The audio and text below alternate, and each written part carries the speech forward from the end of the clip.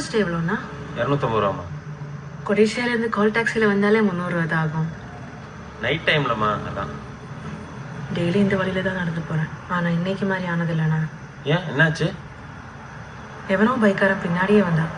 அதான் ஆட்டோவில் போகலான்னு பார்த்தா நீங்கள் 250 ரூபா கேட்குறீங்க. நீ வண்டியில் ஏறுமா. எவ்வளோண்ணா? நீ கொடுக்கறது கொடுமா, வண்டியில் ஏறு.